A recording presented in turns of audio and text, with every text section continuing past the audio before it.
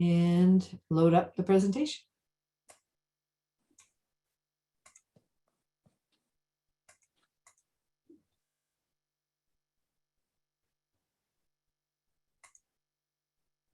I think this should work.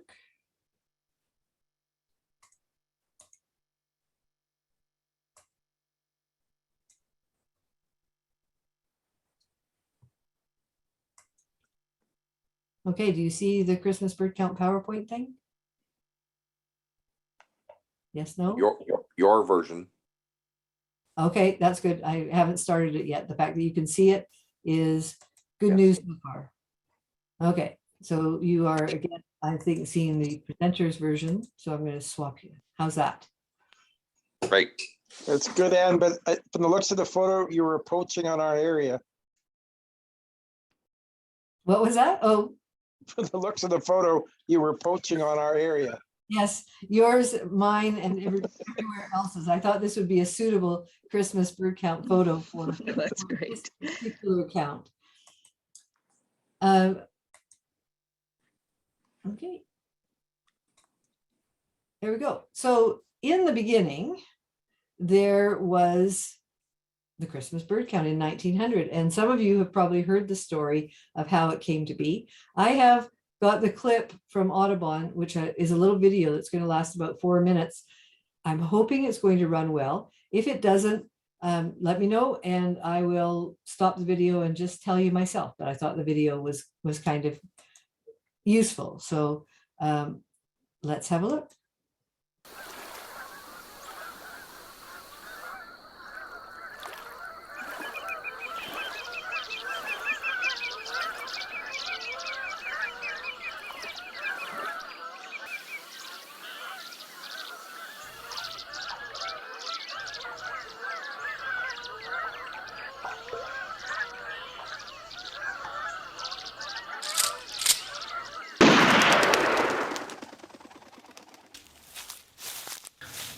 The Christmas bird count was started in 1900 as an alternative activity to overhunting. There was an activity called the side hunt that was done during the holiday period, which really epitomized the overharvest of wildlife. In the latter half of the 1800s, many populations of birds were in decline, especially colonial nesting seabirds and egrets and herons.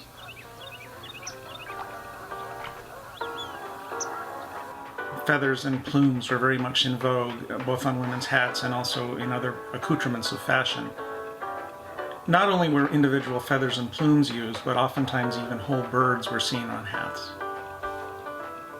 Literally entire breeding colonies were being extirpated in a given season by the feather hunters.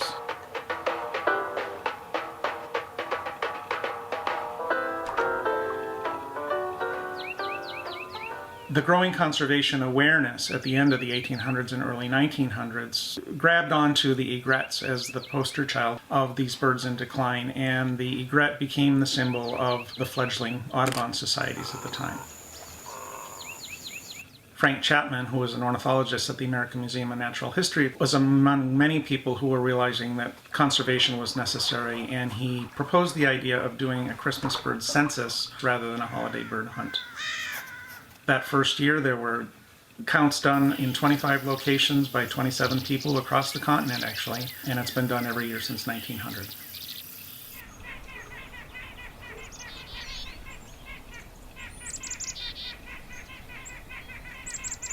My name is Jeff LeBaron. I'm director of the Christmas Bird Count for National Audubon Society. I've always loved birds. Birds actually gave me the ability to realize that you can engage other people in the environment because they're so captivating. They're beautiful, they're fascinating, they do amazing things, and there are lots of different kinds of them, and with a little bit of effort you can actually have a very up close and personal encounter with birds. Literally every human being on the face of the earth on any given day can go out and see a bird, and I don't think there's any other kind of animal or wildlife that you can say that about. In the present day, the Christmas bird count has grown tremendously. We now have over 60,000 observers out in over 2,200 locations across the hemisphere. One of the important things that the Christmas bird count data set enables us as scientists to do is to answer the popular question that we get all the time: how are the birds doing? It's a complicated question, really, because some birds are actually doing very well, while many groups are actually doing very poorly. Another really important thing that we've learned from the Christmas bird count data set is how are birds responding to changing winter conditions, early winter conditions. We've learned in the Birds and Climate Change report that a number of species have actually significantly changed the center of their abundance as seen during the Christmas bird count. And over 60 of them actually have shifted their range more than 100 miles northward in the last 50 years.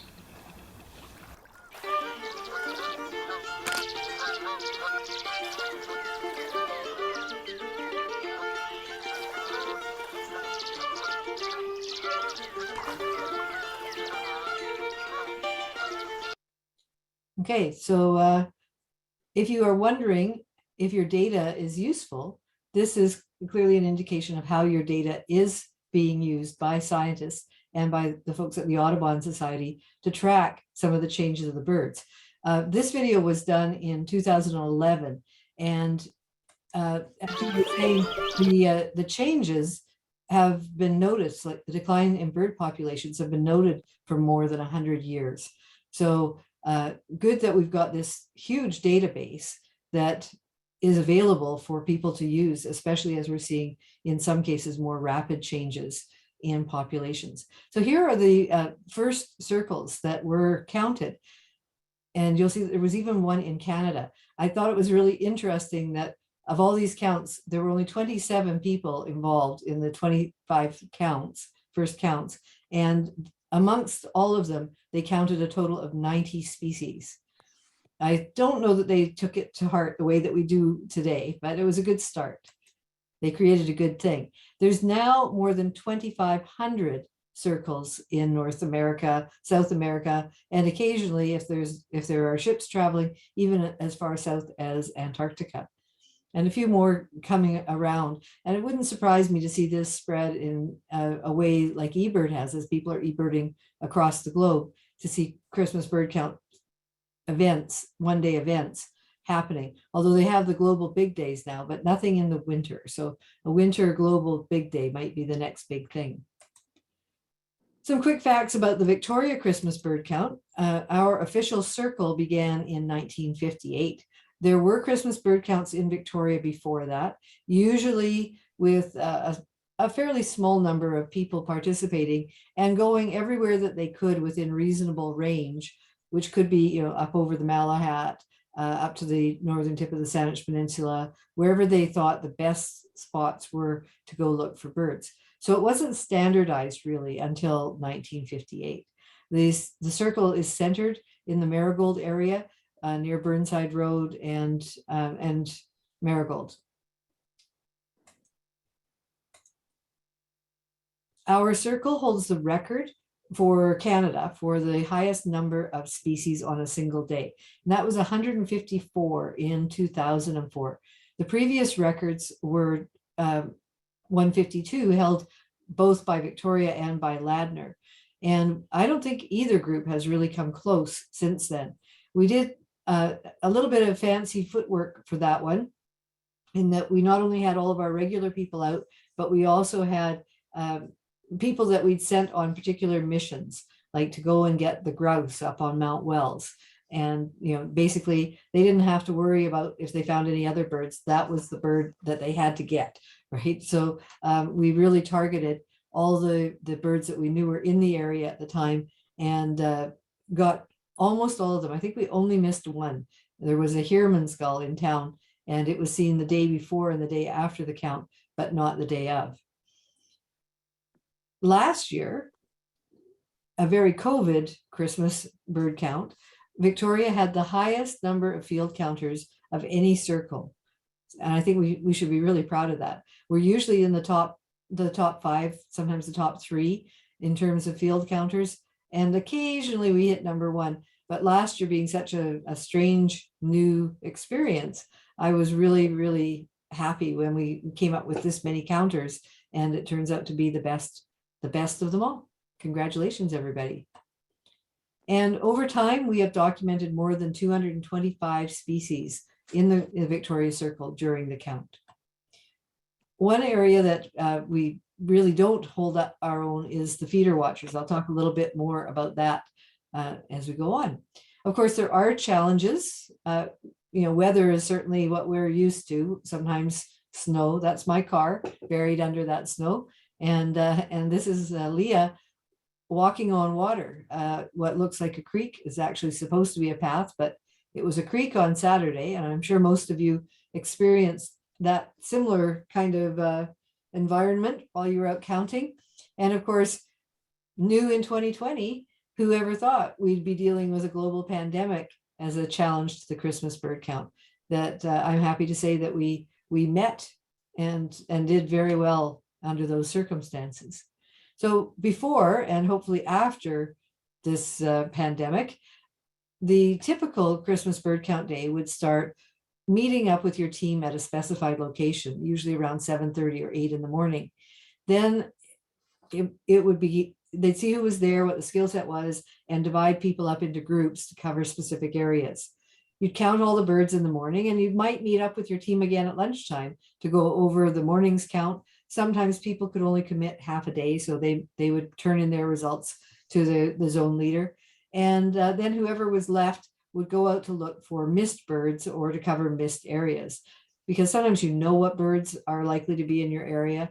And let's say you had an area that normally had great blue herons, but you hadn't managed to find one that morning, then the team might go out specifically to a place where they would think that they would find it to get as many of the birds that they know are in their area as possible. Finally, you would submit your final results to the zone leader, hopefully that same day, because that makes their life easier and mine, and then meet up again to attend a post-count gathering. At least a good portion of the people would. So you notice there's 3 meetings here.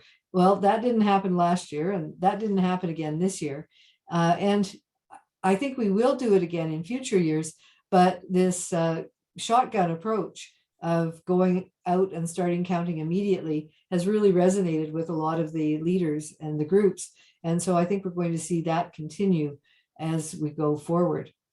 Post-count gatherings may take a different format as well. Maybe we'll still have a gathering, but maybe it won't be specifically to try and come up with final results. And certainly that gray one there that says submit, the more people that we get contributing via Ebird, the quicker we can have results and something to talk about when we do meet. And the weather can be miserable for the birds too. You guys and I got quite wet on Saturday out there looking for birds, and they were hard to find. Birds that we expected in some locations just weren't there at all. I think this is because the birds are a little brighter than perhaps the bird counters and knew when to stay tucked in and hunkered down and waited for the afternoon when it got sunny. Although I know some of the counters were smart enough for that. I was not among them. So how did we do? Overall, we are at 136 species. And although I'm told there are still a few more lists to come in, I'm not expecting that to change. So I think 136 is what we're going to end up with for the year. About 53,000 birds. Last year, we had 90,000 birds. So you can see that that is a huge difference. We have had low years like this before, and typically they are because of weather. So we did really well. Like our average over the last few years has been about 141 species. So we're a little bit shy this year, but all things considered, that was a deluge on Saturday. I am actually surprised that we made it as high as we did to 136. As far as a big success on this Christmas bird count, I think the big move to reporting on Ebird really caught hold this year. We've been doing it for a few years now. I think, Dave, you were one of the first groups to experiment with it back probably 4 or 5 years ago. And we've been easing people into it a little bit. Last year, we really tried to get people on, and this year we were more successful than ever. I would say that there are probably fewer than 15% of our reports are coming in not on Ebird. And most of the team leaders have gotten it down to such a small number of their people that when they get it via paper or email or other means, the leaders are simply putting them on Ebird and putting them through that way. So it certainly does make things move a little faster. So Ebird created something called trip reports this year, and it has allowed us to look at the data in a different way right from early on. This is a map of the Victoria Circle and all the points from the checklist that we got this year. So I'm going to take us, I hope, to the live screen for this list. Yeah, so this is what the trip report looks like. And you do get this lovely art. I should check on you guys. Are you seeing it? Yes. Excellent. So this is the map, and you can expand it so that you can zoom in and see. It's pretty easy to figure out where the paper lists are still coming from, because you don't get the cluster of spots. Now, for the zone leaders, the other real value of this is that most people, when they're ebirding, have their tracking on. And so when you look to see what areas are being covered, you can actually get a little diagram of the routes that people are taking. So if one year someone has to drop out, you know where they were looking in that particular area. So that's really handy for the group leaders. We're up to 280 checklists. Last year, I believe we got 217. So you can see that we are getting a lot more response from people. It also gives you the counts of all of the birds. Now, someone does have their mic open and a little bit of noise going on in the background, so just be aware of that. So it summarizes the results, but you can also break them apart by clicking on Show All Details, and it will show you where the birds were seen, at what time, and how many at each of those locations. This does give us the opportunity to compare and see where we might need to make some adjustments to the numbers. So I noticed, for instance, that we have 2 mute swans here. They were both at Albert Head Regional Park, and one was at 7:46 in the morning and one was at 2:25 in the afternoon. So I think we can be pretty confident that was the same mute swan and that we don't actually have 2 mute swans. We just have one. So it does allow us to do some quick checking on things like that as well. Okay, I'm going to go back to the PowerPoint now and talk about some of the birds that we missed this year. For the Christmas bird count, we do keep track of the birds seen 3 days before and 3 days after the count day. And the ones that we see before give us targets to try and find. But here are some that were seen 3 days before or just after the count that we didn't get on count day. Wilson's Warbler was at Blenkinsop Lake. American Dipper was at Goldstream as usual and undoubtedly is still there, but was not detected on the count day. That's one that we really rely on getting at that location, because we know it's there. It's just a matter of being there long enough to find it. And they have a pretty small team. I'm hoping to expand their team so that maybe someone can stick around and make sure that they do get the dippers. Tundra Swan at Martindale Flats was missed on count day, but recorded the next day. Eared grebes were being reported almost every day the week before out at Esquimalt Lagoon and that section of the waterfront, but the waves prevented the boats from getting out and also prevented people from being able to see some of the birds on the water, including the precious eared grebe. That used to be a bird we'd only get over by Mount Doug, but they seem to be over on the west side now. And nobody reported a red crossbill, another that was kind of unusual. I was quite surprised when I went through the list to find that we had no spotted sandpiper. Now, we don't get that in large numbers on the count. In fact, the maximum we've ever had for a count was 5, but they have been reported every year since 2003. 2002 was the last year that we missed spotted sandpiper. And so that was a bit of a surprising miss. And also the brown-headed cowbird, which is a bit more hit and miss, but they do seem to be overwintering here now if you're in the right spots for them. Of course, what everybody likes to look for are the rarities. And we actually had 3 first records for the Christmas bird count this time around. The night before the Christmas bird count, just as the sun was going down, Dave Codwell found a female king eider off the Victoria waterfront. And first thing in the morning on count day, Geoffrey Newell managed to see it not once, not twice, but 3 times going past McMicking Point in fairly quick succession. But nobody else got on it. And has, as far as I know, it has not been detected since. But he managed to get a good shot of it for the records. And that's a pretty nice sighting. The short-billed Dowager had also been reported ahead of the count. So it was a bird that was being looked for. And sure enough, it turned up on the golf course. So Geoffrey's team got 2 first Christmas bird count records. Short-billed Dowager had been a count week bird in the past, but not a count day bird, just once. And similarly, a few years ago, there was a Tennessee Warbler reported right after the Christmas bird count, so made it into count week. But this year, this bird has been coming to a feeder in Gordon Head and has been very carefully monitored by the homeowners to keep track of it, especially so that we could get it and have it included on the Christmas bird count. And so we're very grateful for that. But I want it to be clear that you do not have to find a rare bird to be really significant in terms of helping us get our numbers up. Have a look at this list of birds that were only found by 1 team. This is a lot of birds. We had 136 birds, but we could have easily have missed these. And that's another 14 birds, I think here, 15 birds.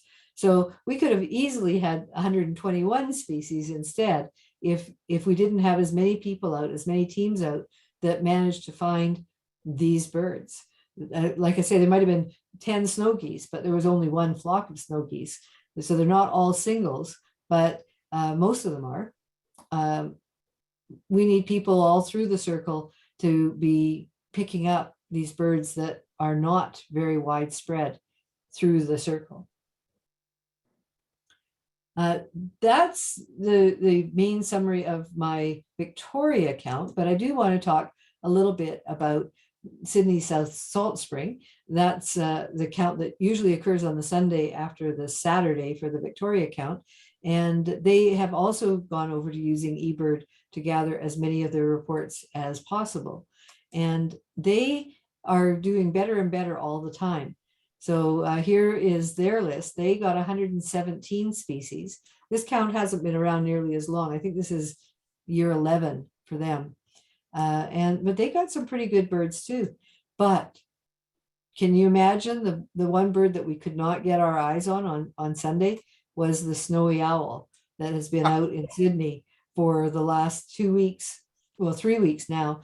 It was not around on the count day, but it showed up again on Monday.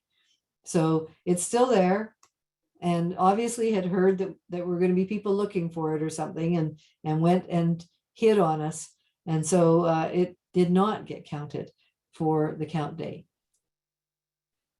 There is definitely some stuff that we can do to make the Victoria Christmas bird count even better. And one of those things is to try and encourage as many people as possible who aren't going to come out into the field to submit their feeder watch reports. We are such a city of bird feeders and people who care about nature. It always shocks me that we are not able to get more feeder watch reports. And so clearly I do not have my finger on the pulse of that particular activity. If any of you have any insight or know of some people that maybe can't come out for a count, but would like to take kind of a leadership role in boosting our feeder watch, promoting it, talking to people, doing whatever they can. My craziest idea was one year that I actually printed up 500 labels that said Christmas bird count feeder watch and the date and the website for it. and got permission to slap those onto bags of birdseed all over Victoria, even at places like Canadian Tire. And I thought, boy, these people obviously are feeding birds. They're buying birdseed. And surely some of them will report their feeder results. But no, it didn't happen. Right. So I think since I've been involved, the highest feeder watch report numbers have been in the 60 or 70, but most years there's fewer than 50 people that are involved in the feeder watch. And a good number of those are people that were out on the field count in the morning, but went home before it was dark and submitted a feeder watch report, or had their spouse do so if they weren't out counting. Another area that I think we have lots of room for growth is not one that I'm all that involved in. Rocky Point Bird Observatory has taken on the role of hosting the Christmas bird count for kids. And we do this at Beckwith Park. We kind of settled on this park because it seems to be just about perfect for little kids. We've always encouraged kids to come with their parents on Christmas bird counts, and some of them are truly active birders, but there's some that maybe are not quite up to that interest level yet. And so it's a good idea to have some activities that might encourage them to move towards that interest in birds. So the Christmas bird counts for kids is a very much family-oriented event, not very long. The kids come, there are some things for them to do at the rally point, and then they go on a little bird walk, which includes going down to the duck pond and getting to feed some ducks, which just about all kids really, really love. We've only been doing this for a few years now, and we've never had a really good turnout. And so again, obviously we're not reaching these families where they are, and any guidance that people can give, or help people that can give to help us develop the Christmas bird count for kids more would be really awesome and appreciated. I wanted to tell you about some upcoming counts. Some of them have been mentioned. The Souk count is this Monday coming up. And when it's called the Souk count, a lot of people don't realize that it does include a fairly good chunk of Machosen too. So if people are not interested in going all the way out to Souk, there are some spots closer to town that you may be able to hook up with. The Duncan count, which has been held on the 1st of January for years and years and years, has moved this year to the 3rd of January, which means you can go party hard, except you can't because of COVID, party hard at home by yourself on New Year's Eve, and sleep in on New Year's Day, or better still, start your year list on New Year's Day and get out and go birding at closer to home. Maybe you've got a 5-mile radius circle, or you're doing a non-motorized transport kind of bird list, whatever your preferred bird listing, if you're a lister, for 2022, you can actually get started on January 1st. Those of us who have participated in the Duncan counts usually have to wait until the next day to get going. And because it's never too early to start thinking about next year, 2022, the Victoria count will be on Saturday, December 17th for sure. Sydney is likely to be on the 18th, but we do coordinate with the other Gulf Islands. And so I haven't got confirmation of that, but I put money on it. So you can put that on your brand new calendars that you'll be getting if you haven't already got some. Saturday, December 17th for Victoria, and Sunday, December 18th for Sydney South Salt Spring. Last, I do want to remind people that we have a site called christmasbirdcount.ca. And here people can register for the counts. In fact, if they missed the Victoria or Sydney counts and want to register now, that would be just fine, because next year when we start the mail out, we'll be checking that registration and sending out information. So it's not too early to register for next year.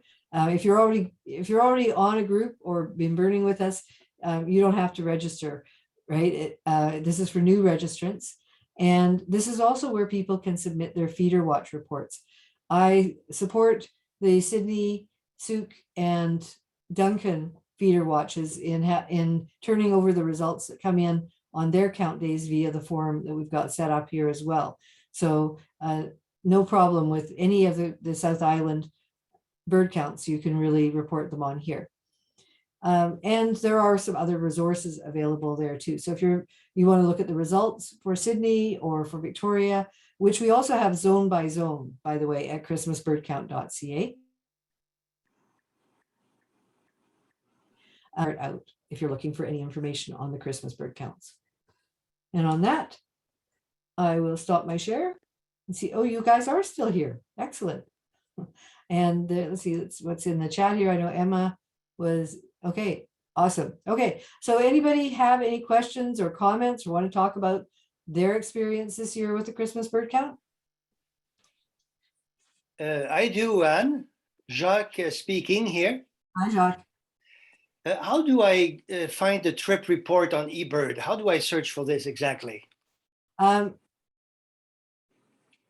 It's a good question. I will, anyone that was participating, I will send a link to. So I will send that one to you right after this talk. I would like the link, the trip report for Victoria and Sydney. That would be lovely. Okay, yeah, I have put it out on BCVI Birds, and I know Daniel did as well. But I will send a follow-up to you and to everybody else. And I'll send to you tonight for sure, and to everybody else going forward. It's brand new on Ebird, so I'm not sure exactly on Ebird how to search, but I'll find that out too and send that out with the information. Thank you for your effort. You're welcome. So Caitlin has actually just put the trip report. That looks like maybe Sydney. Oh, sorry, Jacques. I just put the link for Victoria. That doesn't seem like the right number for Victoria. Oh. That's just for zone 16. Oh, it is. Oh, okay. So I haven't seen the full one then. Jacques, I give you misinformation here. I actually have posted it on christmasbirdcount.ca. So if you go to christmasbirdcount.ca, Yes. and click, you'll see under the Victoria bird count, it says results. Yes. Click that, and it will take you to the page of the trip reports, not only for the full Christmas bird count, Victoria Christmas bird count, but also each of the individual zones. And for Sydney as well. Yes, Sydney, again, from the front page of christmasbirdcount.ca. If you Yes. click on the results under Sydney, you'll get that. Lovely. I actually must have thought about that and did it ahead of time and just forgot. Any other questions? Comments? Any recommendations for rainwear? Snow boots if we're doing soup? Robin, do you have Yes. any? Oh, Christine? Yes, the only thing was, you know, when I was birding in Esquimalt with my partner, there were certain like houses where you could see their feeder. And it was like, wow, these people spend a lot of time feeding these birds. And that's where we're getting most of our numbers from. So I don't know, should I like put a letter in their mailbox? Can you please like join?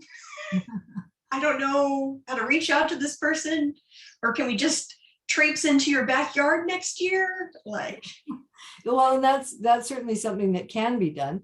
And in fact, when we do get people to submit feeder watch reports, we ask them, is your feeder visible from the street? So that if we end up with a lot of overlap in that particular area, that we can compensate and change the numbers a little bit. Yeah, so it's especially the people with the feeders that aren't visible from the street that we'd like to get in, because if the counters are going to count those feeders anyway, it's not as important about them. Mhm. But yes, dropping a little, we do have brochures, feeder watch brochures, and people that are willing to drop them off at homes where they notice that there are feeders we'd happily get them some to do that. So I have a question. Do you add the feeder watch birds to the totals from the From surveys and just add them together as if the surveyors hadn't seen the feeders? Is that how it works? It really depends. I don't put them in the zones. The feeder watches, they're actually using a different protocol than Right. the field people. And Audubon wants the feeder results.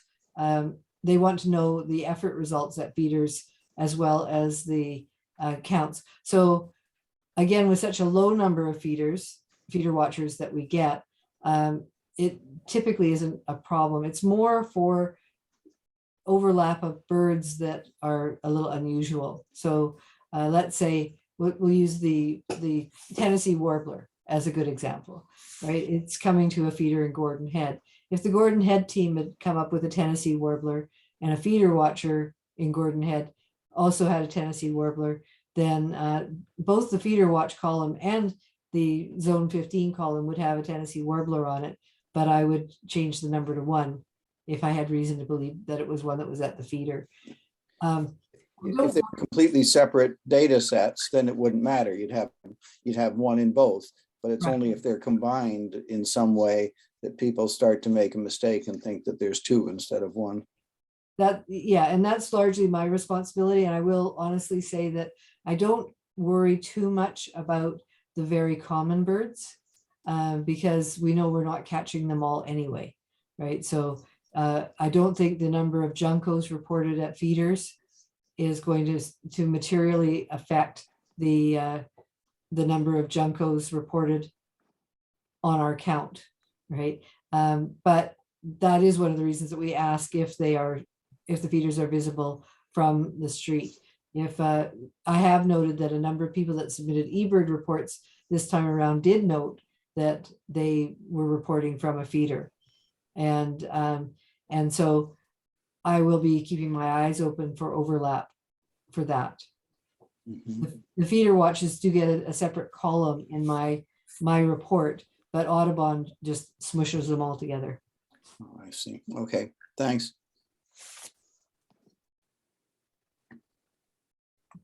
I do have one more thing to share with you guys, if you want to stick around. And this is, again, going back to how your data is used. So I'm going to share the screen again, and I think this is the one I want. And get rid of the PowerPoint.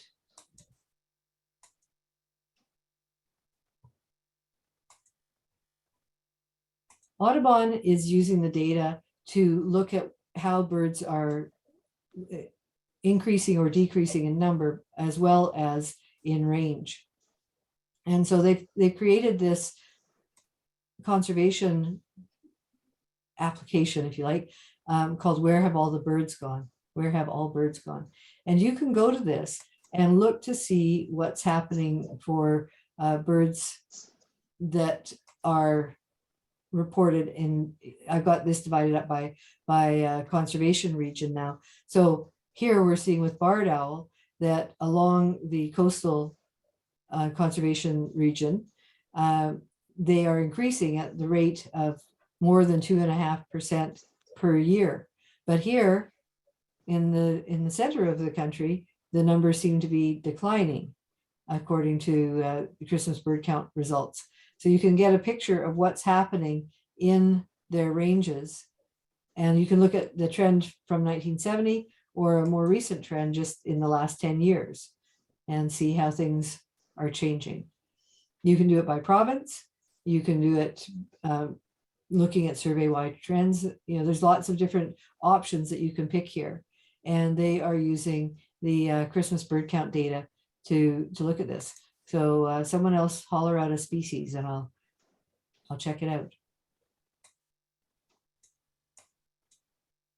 Rance goose.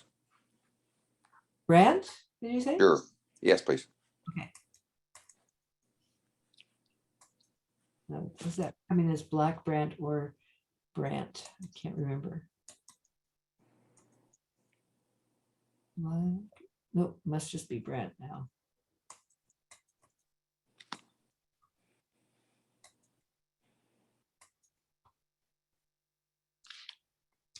So decreasing in the south and increasing in the north.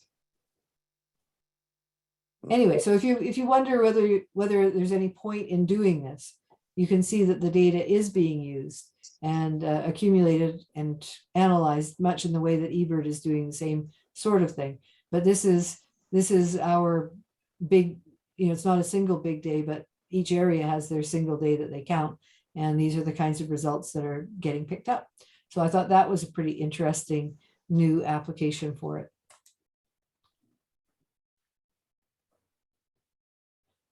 Okay. Well, if there are no more questions, I guess we should. And, Hi, Don.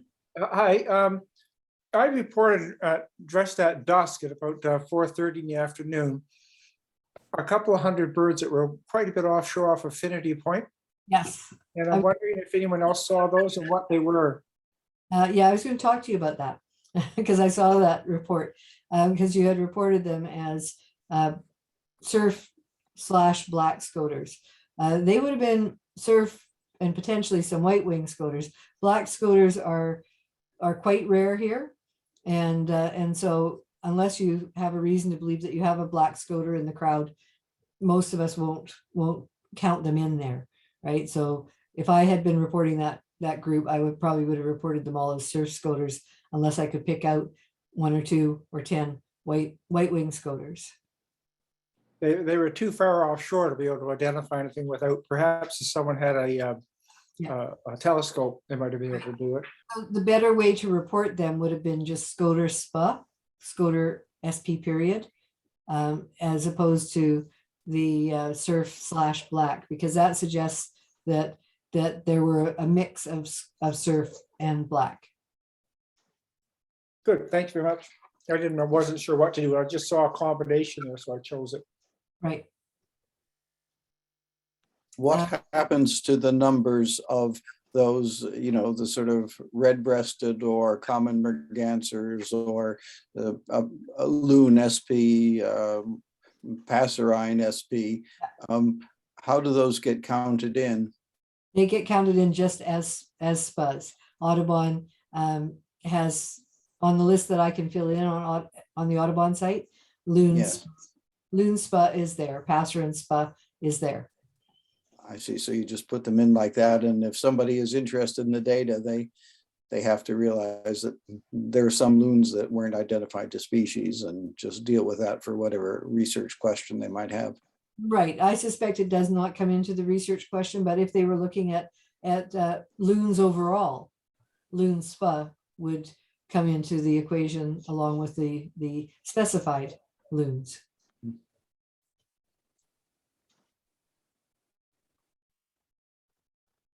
Okay, well, thank you all for participating and for coming tonight. And Souk, see some of you out Souk Way on Monday. And if not, I know our paths will cross again before the next Victoria Christmas bird count comes around. Well, Thank and you, thank Anne, for you all for the all work. that effort. It's incredible. Thanks very much, Anne. Good presentation. Yeah, that was fun. Okay, well, maybe we'll do it again next year. Merry Christmas, everybody. Merry Christmas. Merry Christmas. Merry Christmas all. Thanks, everyone. And I'm noticing something that I have a question about. Okay. Between looking at the Victoria bird count compared to my zone 9